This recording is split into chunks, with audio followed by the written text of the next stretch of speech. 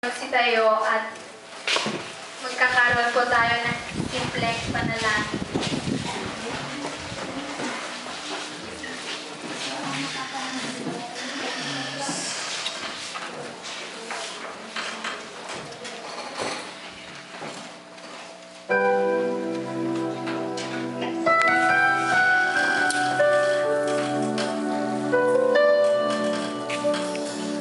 Dakilang Ama sa itaas-taasan, salamat sa dalawang tag-init na barangkit. Puno man ng pagsubok na naranasan, matibay pa rin sa aming pagkapit. Ikaw, Ama naming aming sandalan. Alam namin hindi kami pababayaan. Kami may mga taong makasalanan, handa pa rin magbigay ng kapatawaran. Ang aming kapwa na nagkasala, sa aming lubos ay patawad na.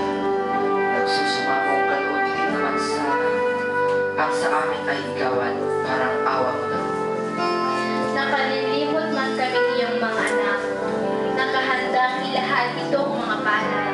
Tanggapin ang mga parusang igagawa upang pananalig sa iyo'y lalo pang tumahan. Tiklop tuhod, Ama, kami nananalangin. Walang katapusang sinasamba ka namin. Wala nga kaming itulang ikabit. Sa banal mong pangalan kami makasalik.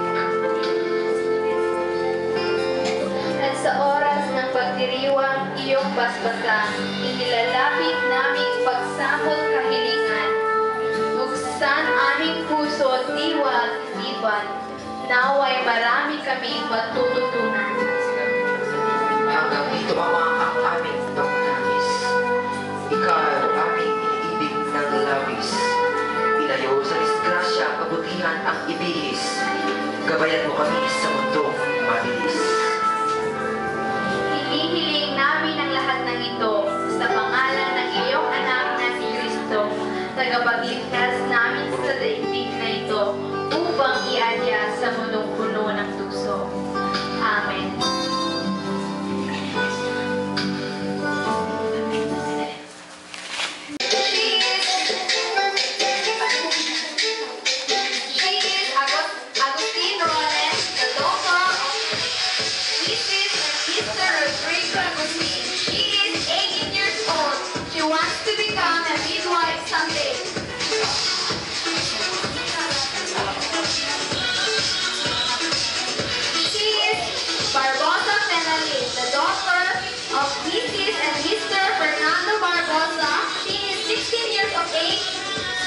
She wants to become a businesswoman someday.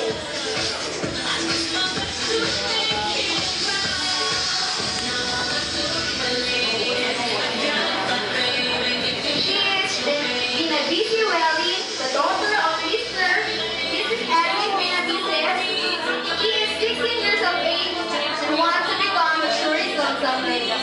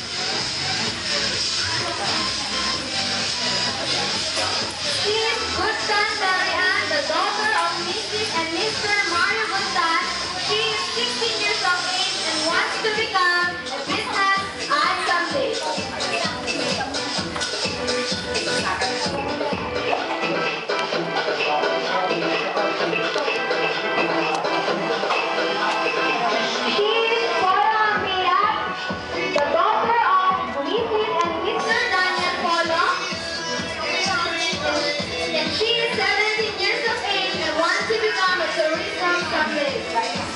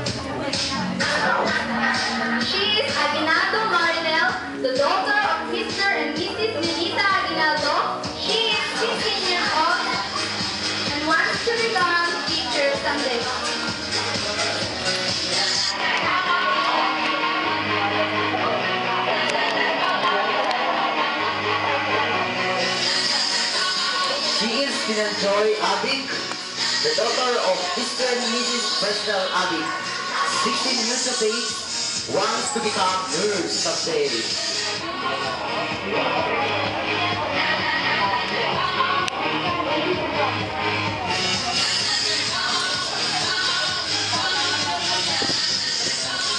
He is Jolimar Abuan, 19 years of age, the son of Mr. and Miss Edimar Abuan. He wants to become criminology someday.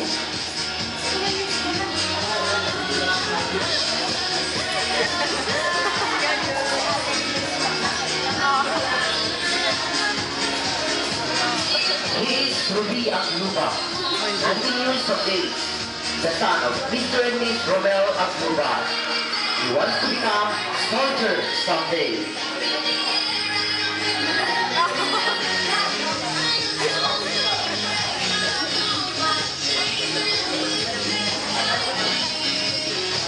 He is Jomar Estrellas, 17 years of age, the son of Mr. and Miss Mario Estrellas. He wants to become PMA someday.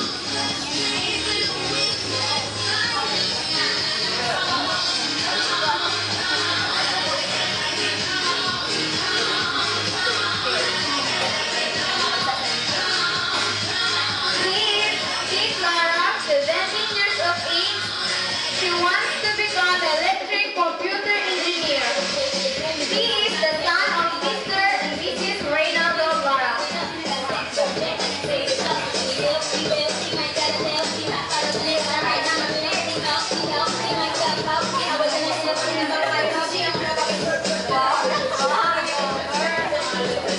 He is Robert Lauretta, 17 years of age. He wants to become electronic engineer someday.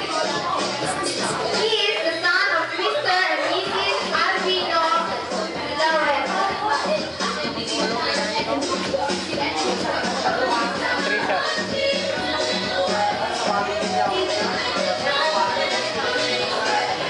John Maglay, 17 years of age, the son of Mr. and Mrs.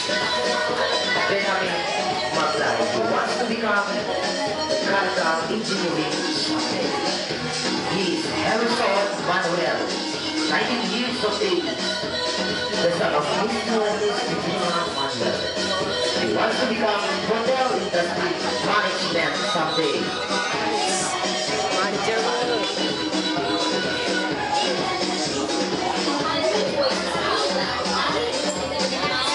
He is Romnick Meliare, 16 years of age, the son of Mr. and Miss Rolando Meliare. He wants to become mechanic engineer someday.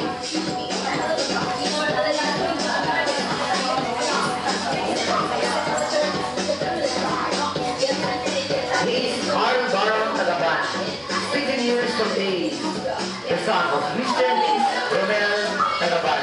He wants to become soldier someday.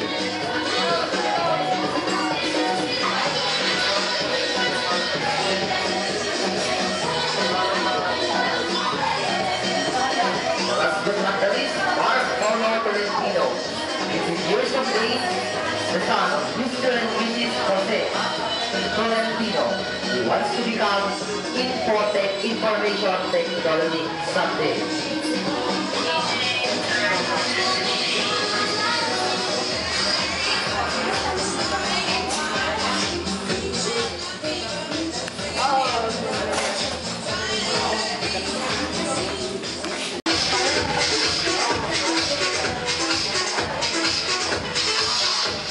Hans, kasi kamala ka.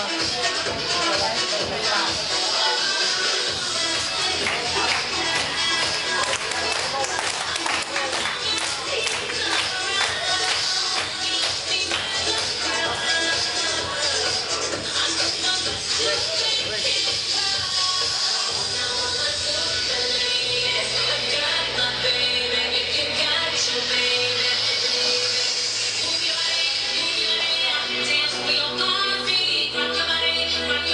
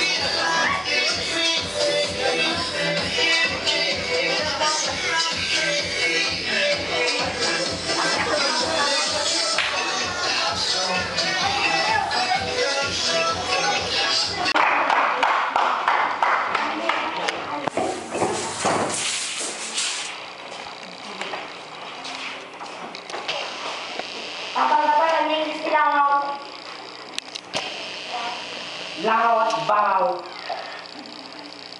Parehong Spider-Man sa Ingles. Ikaw po.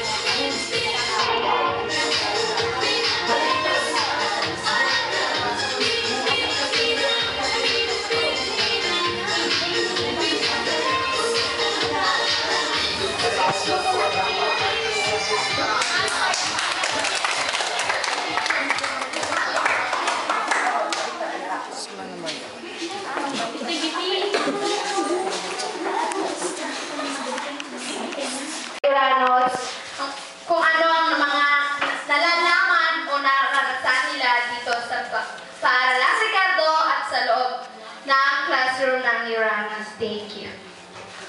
Uranus 2013. Pagkarinig pa lamang ng seksyong Uranus, lahat nabibigla at mapapakos. Kahit hindi pa sila nagkakasama, masasabing sila ay masaya. Pagpasok mo sa seksyong ito, makikita mo ang mga artistahin,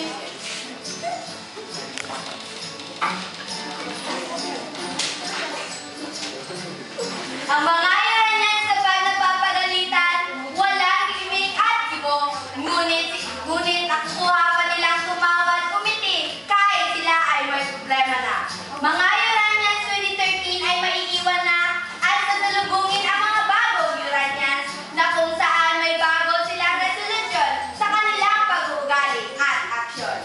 Ang mga Uranians ay magtatapos na sila ay masisiyahan sa kanilang suot sa Oktoba. Mga kanilang maaalala ang kanilang samahan na kailanman ay di mabubura. Uranians 2013.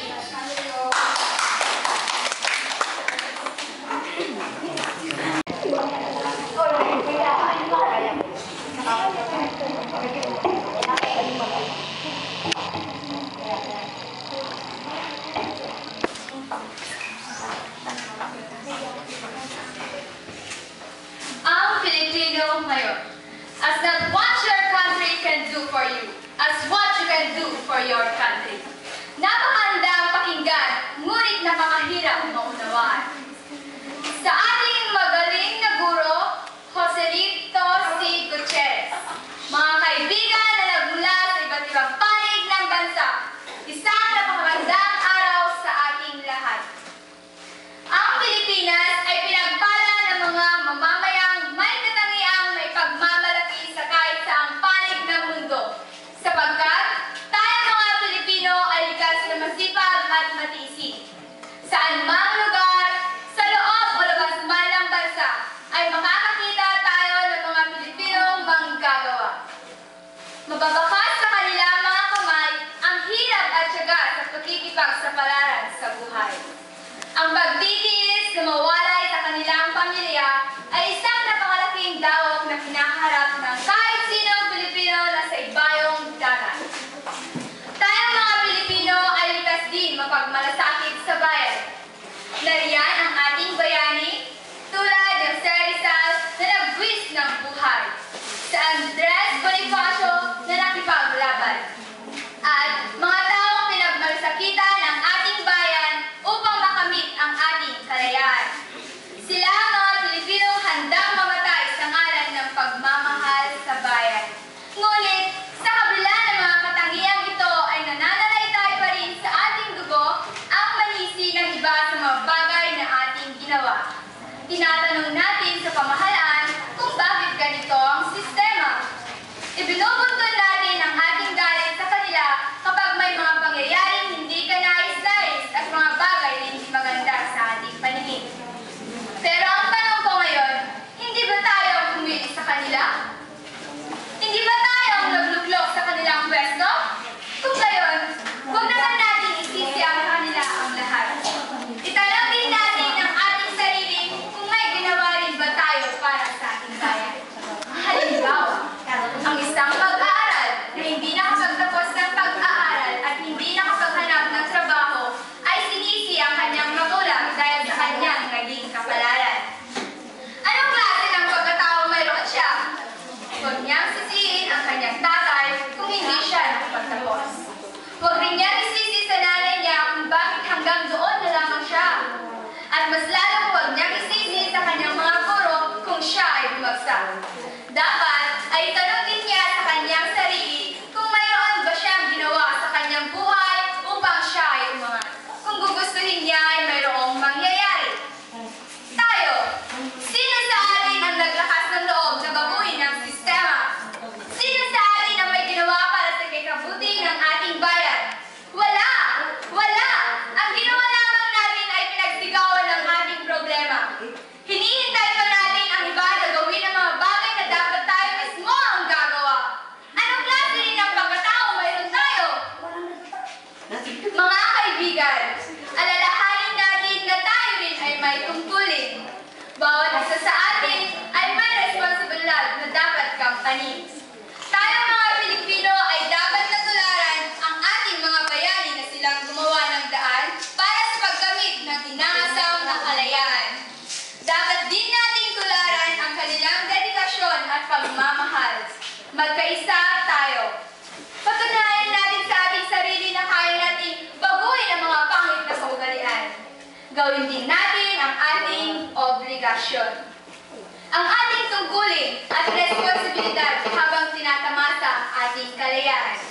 Ipagmalaki natin ang dugong nananalaytay sa atin at pagbutihin pang lalo ang Ipagsigawan natin sa buong mundo na ang Pilipino noon ay katulad pa rin ng Pilipino ngayon. Masipag, matiisin, at may pagmamalasakit sa ating lupang nilangan. Ang Pilipinas, ang Pilipino ngayon. Ni Risa A. Baniana. 2 plus 2 equals 4. 4 plus 4. Ano na nga ba yun? Kayo kasi, nakatingin kayo sa akin. Ay, ano yun? Lapitan ko nga. Ay, mga larawan! Larawan na kumakanta, kumawit, sumasayaw ka na. Naalala ko tuloy nung nasa high school ako. Alam ba ninyo na magaling din ako umawit? Gusto niyo ng sample? Ayoko mo. O sige, isa lang ha. Isang gabi, ako'y nangangarap. Ako'y namamangka sa isang dagat. Ako'y may dala-dala. Isang bulaklak. Di ko sinasadya at ito'y nalaglag. Inagos ng hangin sa dagat. Ang wika ko'y irog. Mahal mo ba ako? At ika'y mahal rin. O, diba? Galing-galing ko. Ay, may naririnig ba kayo? May gumagaya. May gumagaya sa inawit ko. Ang pangit ng boses. Kaya sigurado hindi ako iyon. Ay, pag-ibig na naman. Naalala ko tuloy kung paano ako niligawan ng asawa ko. Mamaya, papakilala ko sa inyo ang aking anak pagkagaling niya sa school.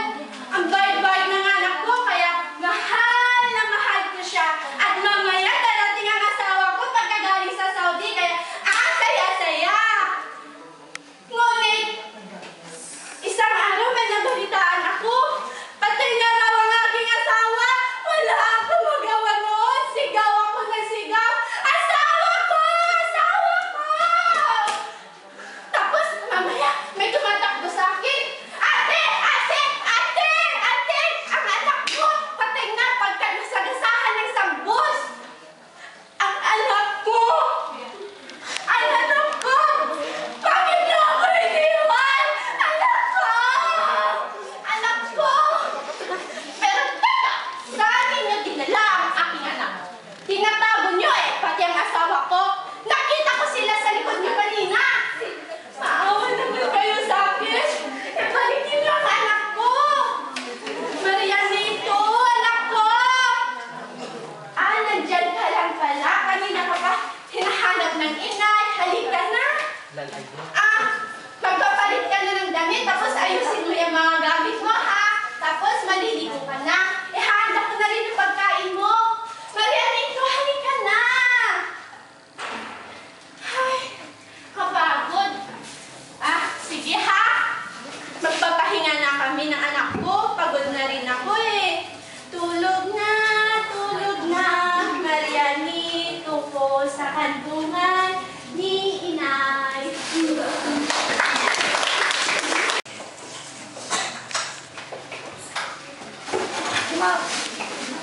Ang tunay na guro ni Marinel Aguinaldo. Dalawang magkapatid, masayang nagtapos sa sekundarya. Ina sa sobrang tuwa, sa kumare agad ibinalita. Kursong dapat kunin ng anak, sa kanya'y kinonsulta. Sagot ni kumare, panganay mo'y magaling. Nararapat lamang, pagiging doktor ang kanyang kunin. Pagkaguro naman, ipakuha sa anak mong isa. Dahil sa pagdadaldal, siya ay dinasa. Mga kapwa ko guro, ilan na nga ba sa atin ang nagtapos ng edukasyon dahil sa pananaw na ito? Ilan sa atin ang nakarinig o naparigan ng ganito? Masakit isipin na pagdadaldal lamang ang tingin ng iba sa ating profesyon. Subalit, mas masakit isipin na may mga guro na naniniwala sa pananaw na ito. Ang pagiging guro ay hindi pagdadaldal lamang. Ito ay isang profesyon na nangangailangan hindi lamang ang bibig, kundi pati ang isip at puso. Bakit? Dahil ito ay isang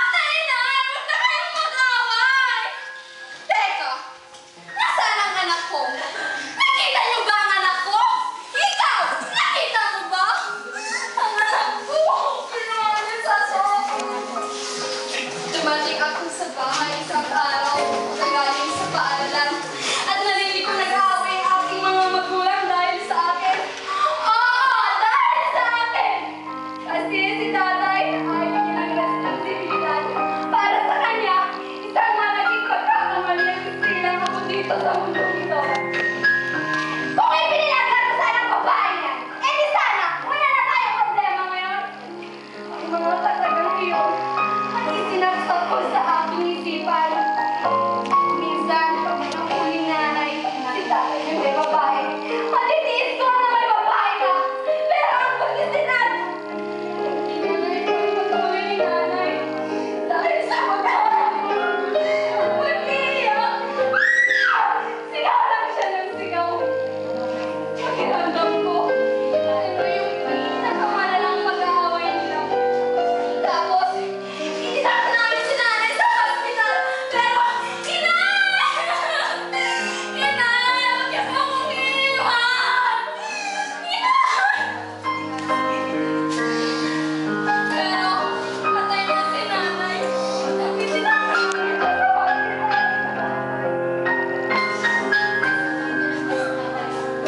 dahil dito, naranasan ko kung paano mapalibarang aking buhay. Si tatay, pinili niya ang kanyang babae. Sumama siya sa kanyang babae pagkatapos na-enroll si nanay. Isa na lang ako. Dahil dito, nagtigil na rin ang pag-aaral ko. Pumasok ako sa kung ano-anong trabaho. Ano na po yung order niyo, sir? Ay! Sorry po, hindi ko po sinasadya. Pumasok ako sa isang restaurant. Pero natanggal dahil sa nabibitawang pinggan. Naging sales lady. Pero katulad ng dati, tinatanggal din dahil wala daw ako nagbebenta. Wala niya ang babae ka! Nasunog mo na nga yung damit ko! Pati ba yung kanin? Sunog ba? Sigaw sa akin ang amo kong babae. Dahil dito, hindi ako pinasweldo at pinakain ng ilang buwan. Wag po! Wag po! Maawa po kayo sa akin! Sir, huwag niyo pong ituloy yan! Wow! Pinagsamantalahan ako ng amo kong lalaki. Sumayas ako na may pagkakataon na padpad sa isang kaibigan. Trabaho ba ang hinahanap mukha mo? Tanong sa akin ni Nelia. Si Nelia ay isang kaibigan ko noong pumasok ako sa high school. Tutal, maganda ka naman at sexy. Ako ang bahala sa'yo. Ginagalihan. Pumasok kami sa isang club. Hindi ko naman ang pag-ain na gano'n pa ng trabaho ng aking kaibigan. Sumayaw, sumayaw. Sa harap ng stage ay ng malaki. At kung kulang pa 3 tao, sumasama sa kanila. Dahil dito, naging waitress na lang ako sa club. Dahil dito, kilala ko na lang may alam mo, mahal na mahal kita. Gagawin ko ang lahat na ipakita ko lang pagmamahal ko sa'yo. Noong lalaki yun, pagkatapos nakuha ang lahat ko sa akin, iwan lang din pala ako. Pero, sabi ko, tama na ang pagkakamali. Pero nasundan pa yun ng isang napakabigat at napakalaking pagkakamali. Buntis ako noon at magdadalawang buwan. Paano ko bubuhayin mag-isa ang anak ko? Paano? Sabihin niyo nga! Sabihin niyo! Sabi niya, dugo ko yan at hindi tao. Sabi nila, wala kayong mga kamay at mga paa. Sabi naman nila, wala kayong pag-iisip at wala kayong pagkukutak. Pero paano ba akong mabubuhay ng mag-isa? Wala naman ako. Dahil dito, bigla akong bumangon. Dahil sa pagkakawis na bumabalot sa aking katawan. Naalala ko na ngayon ang isang alaala ng pangako ng pag-ibig sa aking taong at Cherry Mobile.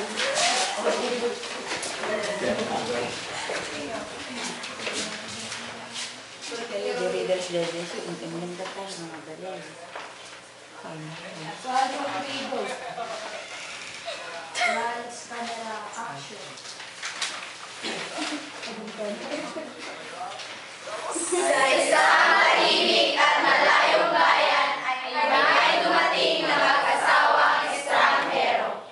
Sila ay sina Pedro at Lucing. Sa kanila ang naging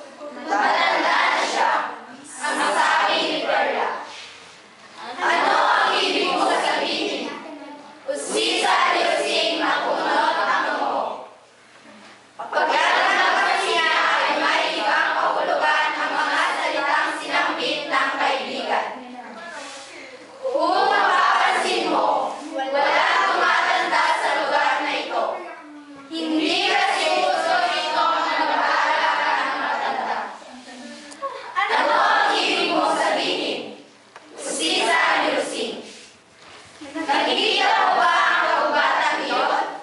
Itinuro ni Perla ang ugat na hindi kalayuan sa kinaroonan nila. Diyan namin dinadala ang mga kamag-anak namin na matatanda. Dinadala? Bakit? May pinagagayan ng matatanda? May nag-aalaga sa kanila? Nagiging ang balita si Perla. Hindi ko talaga maintindihan. Ayaw namin ang mabigat ng responsibilidad ng pag-iintindi at pag-aalaga. Alam naman natin kung saan papunta ang isang matanda na hindi na sila pakikinabangan. Hindi rin naman nila gustuhin maging mabigat lang. Kaswal ang paliwanag ni Perla. Nagkiti dyan. Diyos ko, bulala si Lucine. Sa isip niya ay isang kahindik-hindik na tagpo ang nalalarawan. Ang ibig ko bang sabihin, hindi naman yun dala sa buhat para mamatay. Para hindi na sila makilala. At para hindi rin maging pagkitaw. Iyon ang tunay na dahilan. Ang totoo ay inutusan ako ng mga nununod dito sa atin. Gusto nila i-dispatcha ng inyo si Aling Maria. Ayaw nila may sumusaway sa pagkakaroon sa lugar na ito. Ang pag-ibig ng isang